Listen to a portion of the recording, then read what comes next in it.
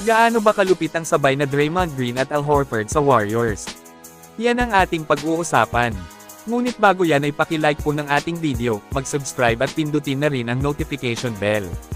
Para maging updated ka sa ating mga susunod pang videos na ipapalabas.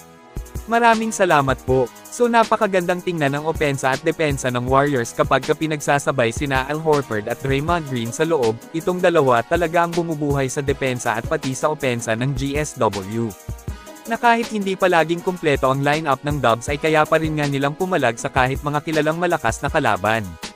Kita naman natin na nasa parehong mataas na level pa yung mga nilalaro ngayon ni Horford at Draymond mga kaibigan.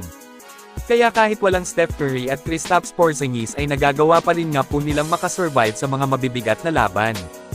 Parehong veterano at may championship experience na kaya parang natural lang sa kanila ang mga malakas na kalaban, subok na subok at hindi na talaga dinadagaan ang dibdib nila.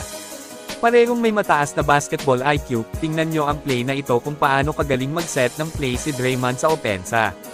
Sumenya siya kay Santos na pumwesto sa right wing tapos pinalapit niya ng konti si Brandon Podziemski.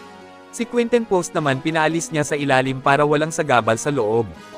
Low post split action ng play na ito papasa ni Green kay Santos yung bola tapos magseset si Dray ng screen kay BP para sa magandang tira. Pwedeng tira pwedeng pasa kasi magro-roll si Draymond.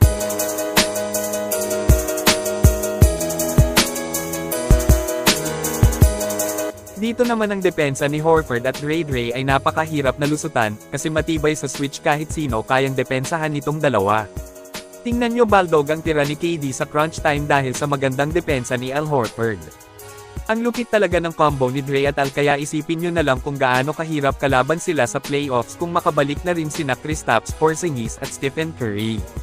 Ito tingnan nyo po hanggang dulo kung paano binuhat ni Horford at Draymond ang Warriors kaya natalo nila ang sinasabing malakas na team ng Houston Rockets mga kaibigan.